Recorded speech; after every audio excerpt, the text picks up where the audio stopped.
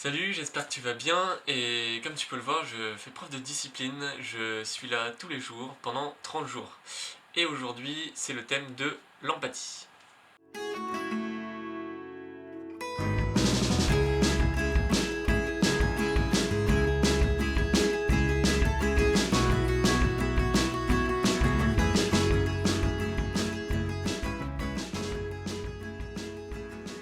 Attention aux différences entre empathie, sympathie, compassion, apathie, enfin il y a plein de mots différents. Et du coup on va revenir un peu sur quelques-uns, notamment l'empathie, sur lequel on va se focaliser aujourd'hui. Comme beaucoup de personnes avant, je pensais que l'empathie c'était vraiment ce truc de je ressens ce que ressent l'autre, je le vis avec lui et tout, donc ce qui fait que en fait j'avais une sensibilité qui était exacerbée, et quand je voyais quelqu'un à 5 mètres en train de pleurer, ça me faisait pleurer aussi, enfin, un truc envahissant quoi. Donc ça, je rappelle que ça n'est pas de l'empathie. Avant, j'étais trop gentil, l'étiquette qu'on me donnait, j'étais sympa en fait, sympathique. C'est ça, la sympathie, c'est vraiment quand la personne va être dans le trou et qu'on va descendre dans le trou pour l'aider, lui faire la courte échelle, elle va ressortir, elle va être contente, on va lui être venu en aide, mais nous on reste dans le trou en fait. Personne n'est là pour nous aider. En général, c'est par besoin de se sentir utile, que ce soit simplement pour faire plaisir, parce qu'on a appris que c'était comme ça que il fallait vivre en société, faire plaisir à la famille, il faut faire plaisir à machin ou truc, on doit des choses aux autres constamment en fait. Enfin, c'est comme ça qu'on l'apprend alors que c'est pas forcément nécessaire. Pourquoi est-ce que je me mettrais en difficulté? Je veux bien qu'on ait envie d'aider quelqu'un, mais si nous après on n'est plus bien, comment on fait pour aider après d'autres personnes? Par exemple, une personne qui est en train de tomber d'une falaise.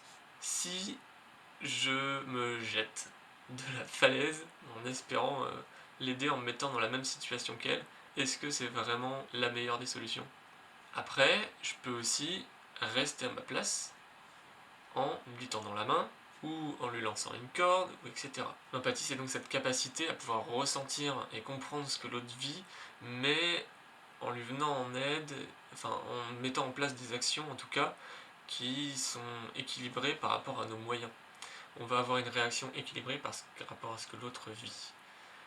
Si tu veux développer un peu ton empathie, tu peux faire quelques petites choses comme observer ses mimiques, son attitude, ses gestes, son regard, qui vont te permettre de mieux comprendre ce qu'elle est en train de vivre et ce qu'elle ressent, parce que le corps il ment pas. Évite de donner ton avis, parce que des fois elle n'a pas du tout besoin de ça.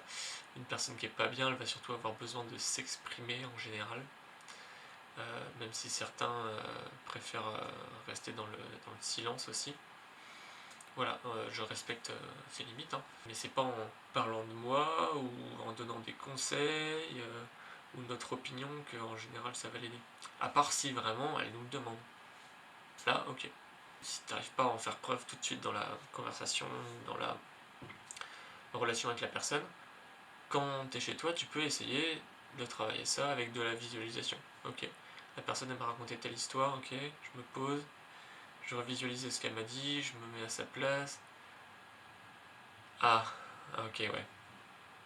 Et là, du coup, je peux comprendre un peu ce que vit l'autre personne. Et la prochaine fois que je la vois, ça peut aider à améliorer peut-être la relation et l'enrichir. Enfin, je dirais accepter les autres tels qu'ils sont.